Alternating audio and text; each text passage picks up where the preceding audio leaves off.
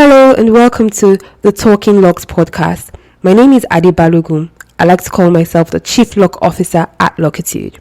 For those who may not know me, I have had locks for 11 years and about a month at the time of publishing this podcast.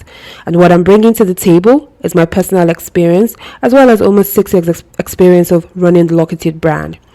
Locitude started out as a blog in 2014, which evolved into a hair studio, and over the years, we have created content that educates and have become a platform for people with authentic locks. Traditionally, the Locitude studio is closed for the first week of the year, and I thought this would be a good opportunity to start something new and to discuss what may be interesting issues to new, current, and past lock heads. This podcast is starting out as a mini series of 7 episodes, lasting about 5 minutes long, and hopefully with your feedback, we will see other avenues to explore, perhaps interviews with other locticians, lock heads, and we see how it goes.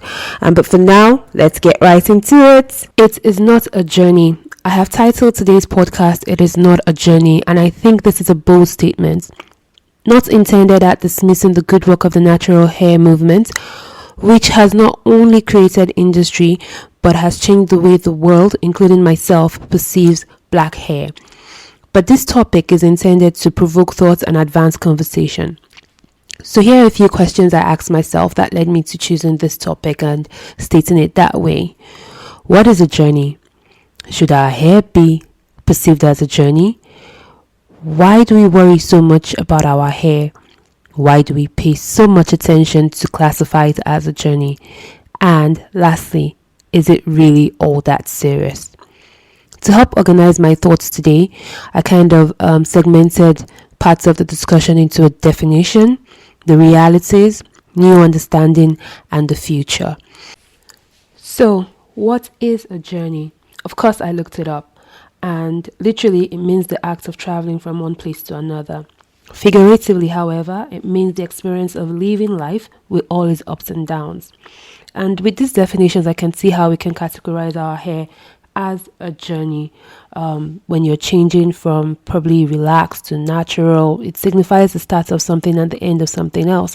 And for most people, and some people actually, it can become a point of self-actualization, self-realization. However, from the moment we're born with hair, and to the moment we die, we have an experience with hair. So should our hair really be defined as a journey, or is this just a factor of happenstance? Now, speaking to the realities part of this conversation, it would be naive not to acknowledge the fact that things like colonialism and slavery and our own customs and traditions over time have played a part in how we perceive our hair up to date.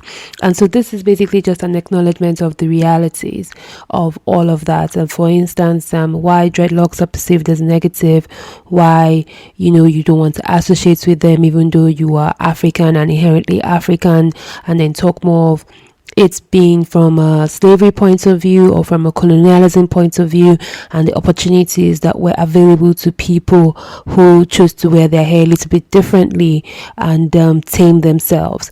So yes, all of this is part of our story, and again, whilst that is an effect of what's happened over time and not necessarily happenstance, but it would be naive not to acknowledge why all of that is linked to the perception of our hair as a journey.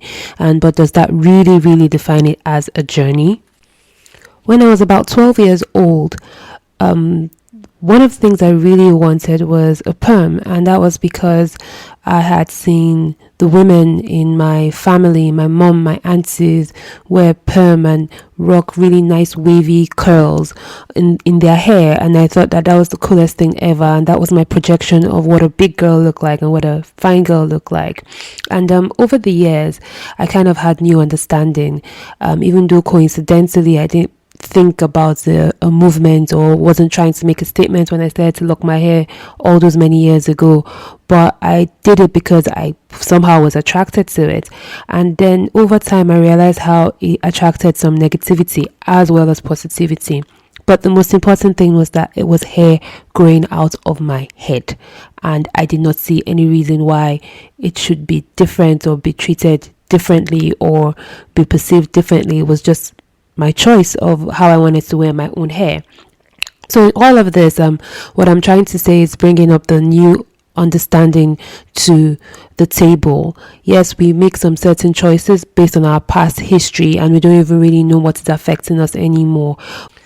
The more I begin to understand, the more I begin to realize that the first shouldn't really be about the journey. The first should be about maintaining healthy hair.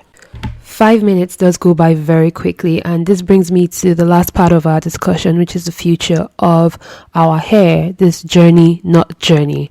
And what I think is this: our hair is fluid, it's constantly evolving as the decisions and the choices and the paths that we have to take in our life.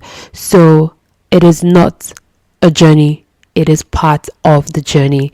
It is one of those things that's happening regardless of where or what we choose, and we shouldn't be bound by it. We should be as fluid in our thoughts and our choices as we are with our hair, and not be nazi about this.